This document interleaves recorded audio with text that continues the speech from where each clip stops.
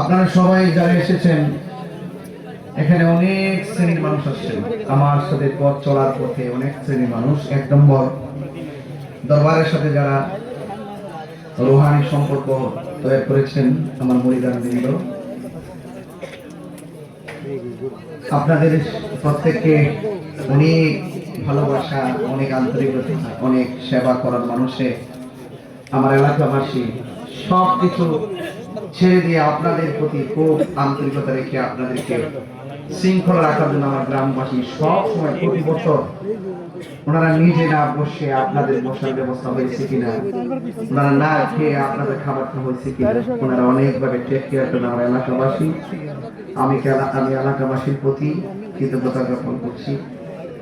বিশেষ করে আপনারা জানেন, গত কিছুদিন পূর্বেও আমি নির্বাচন করেছিলাম। আমার নির্বাচনী এলাকা ছিল হবিগঞ্জ 4 চুনারঘাট মাধবপুর আসন থেকে। সেখানেও নির্বাচনের সুবাদে আমার সাথে অনেক ডায়মন্ড বলা হয়, ডায়মন্ড এরা জান বাজি রেখে আমার পাশে ছিলেন। তারাও এখানে এসেছেন মাধবপুর চুনারঘাট থেকে। তো যাই হোক, পর্দার আড়ালে অনেক মা বোনরাও আছেন। সবকিছু মিলে বহু রঙের বহু ভালোবাসার মানুষ এখানে এসেছেন। যে আল্লাহ রাব্বুল আলামিন আমাদের সকলকে মাহফিলে এনেছেন, শুকরিয়া তার সকলে পড়ুন আলহামদুলিল্লাহ। লাখ কোটি দরুদ ও সালাম ওই নবীর নূরানি কদম মুবারকে, যিনি হায়াতুন নবী, নূর নবী, গায়েবের খবর দেনেওয়ালা হুজুর নূর সাল্লাল্লাহু আলাইহি ওয়াসাল্লামের উম্মত হিসেবে আল্লাহ পাক আমাদের সকলকে কবুল করেছেন। এই জন্য শুকরিয়া তার সকলে আবারও পড়ি আলহামদুলিল্লাহ। আপনারা আমাকে তো চেনেন, আমি তো সবসময় এই বাড়ি থেকে বের হয়ে ওয়াজ করতে যাই আপনাদের এলাকায়। আপনারা আমাকে যে সম্মানটা করেন, আপনারা যে প্রতি মাহফিলে বসে বসে আমার আলোচনা সম্মানের সাথে শোনেন, এই ঋণ আমার পক্ষে শোধ করা সম্ভব না। আমি তো চিন্তা করি যে আপনাদের মাহফিল করে কত কষ্ট করে বলেন, কিভাবে ম্যানেজ করেন, এগুলো করলে আর কোনো করে না। আপনারাই কিন্তু আমার শক্তি, আপনারা কিন্তু আমাদের ভালোবাসার মানুষ। আপনারা এভাবে প্রতিদিন সারা বাংলাদেশে ছড়িয়ে ছড়িয়ে অনেকভাবে আপনারা আয়োজন করেন। আমি তো হিমশিম খেয়ে যেতেছি, কেমনি কি করেন।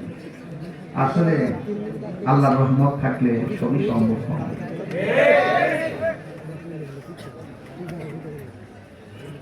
অনেকে আছে ইফতারি পাই না, এখনো পর্যন্ত খাই না, পানিও পান করতে পারে নাই, ওয়াশরুম নাই, কিছু নাই। এরপর আপনাদের অভিযোগ নাই, কোনো অভিযোগ নাই আপনাদের। এটাই হলো তরিকত। এটাই কি সুগার রাস্তা। মোমেনের 3টা গুণ। একটা গুণ, খাবে কম, ঘুমাবে কম, কথা বলবে কম। এই 3টা গুণ আছে আপনাদের মাঝে এসে। তো আমার ওই স্নেহাস্পদ নুরি বলতেছে, আমরা আলোচনা করতেছি, দেখো কি সুন্দর করে বসে আছে, কোথায় ঘুম, কোথায় কি, কোনো আওয়াজ নাই।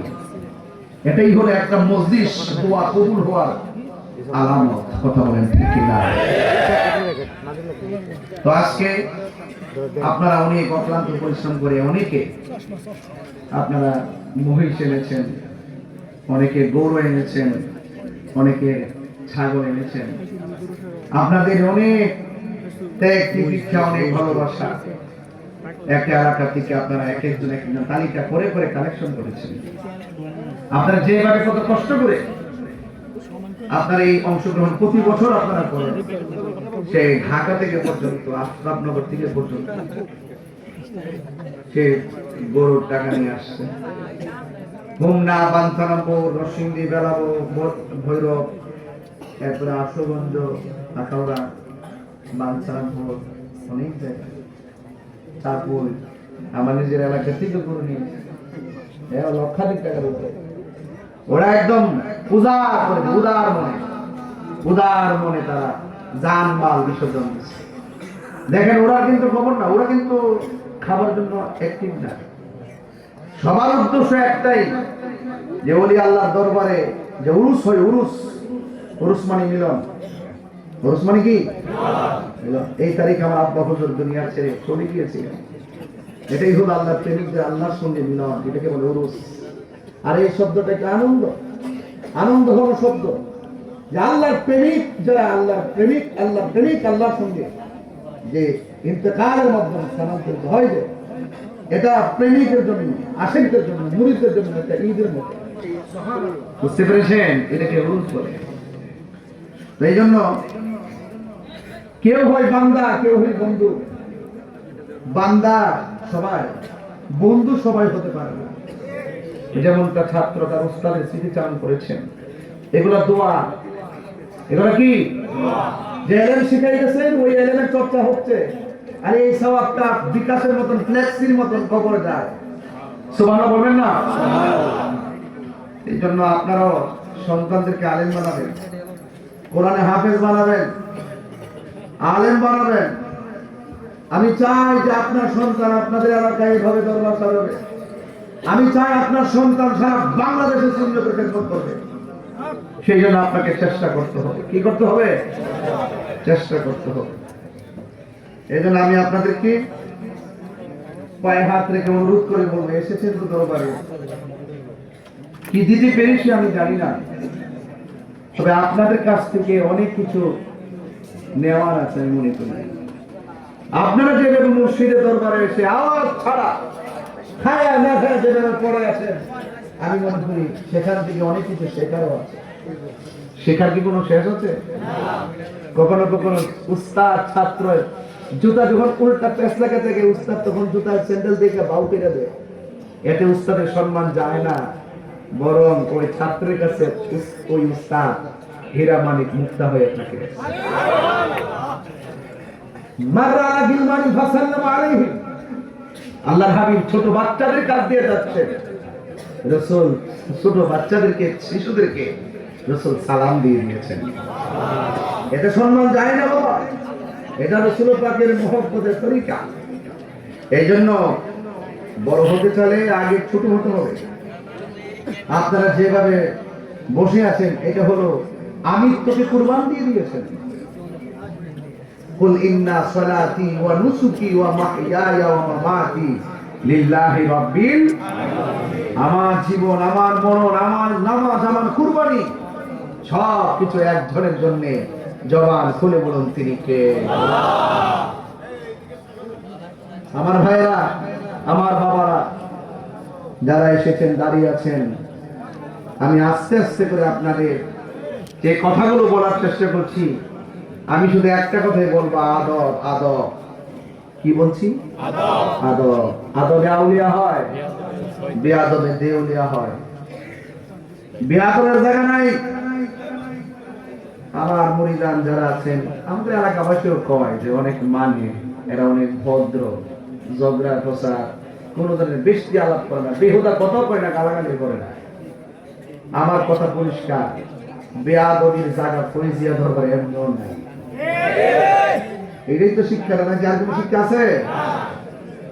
এই বেয়াদবির কারণে লক্ষ বছর ইবাদত করার পরও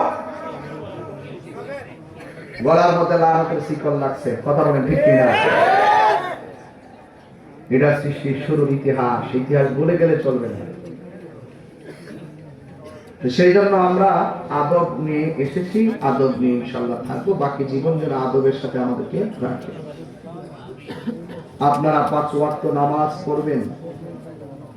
আমি প্রায় মাহফিলে বলি, মা বাপরে কষ্ট দিয়া তাহির বাড়িতে আইবা, মুর্শিদ করবো, বসি এমন করছিল, আমি বললাম ভালো বললাম এমন হিসাব বাজান আমি না। আমি ওখানে কিন্তু মুরিদানের বাড়িতে যদি শুনি যে বাপ মারে কষ্ট দেয়, আরে জুতাটা বাইরে আমি দেরি করি না।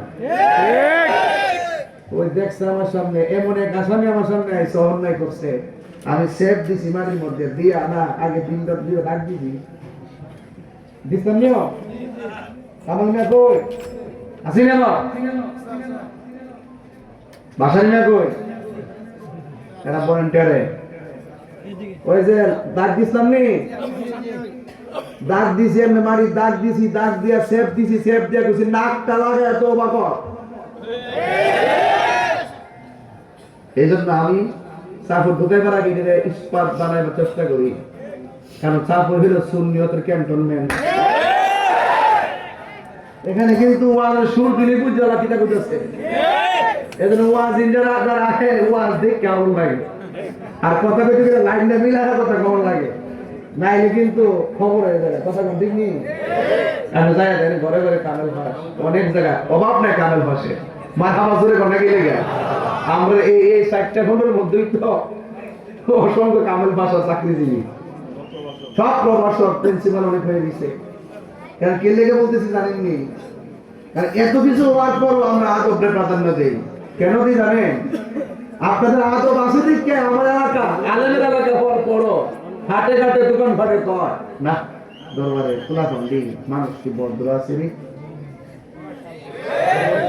এর সাথে আর কোনো সার্টিফিকেট লাগবে আপনাদের? ফির এলাকার মানুষ যদি ভালো কয় এর থেকে বড় সার্টিফিকেট লাগবে?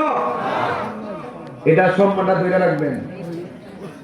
এলাকায় যখন ঢুকবেন রাস্তাঘাটে সবাই সালাম দিবেন, মুসাফা করবেন, কোলাকুলি করবেন, দোয়া চাইবেন এবং মা বাপের খেদমত করবেন। আল্লাহর ওয়াস্তে কাহারও হক মেরে খাইন না। কথা কোন ঠিক না বেঠিক? মনে থাকবে নি বাজান? যাই হোক, আপনারা অনেক কষ্ট করেছেন, আমাদের অনেকগুলো কাজ বাকি আছে। কাজ হইল আমাদের সাহারির আয়োজন, এটা একটা লম্বা আয়োজন, এই আয়োজনটা আমাদেরকে শেষ করতে হবে।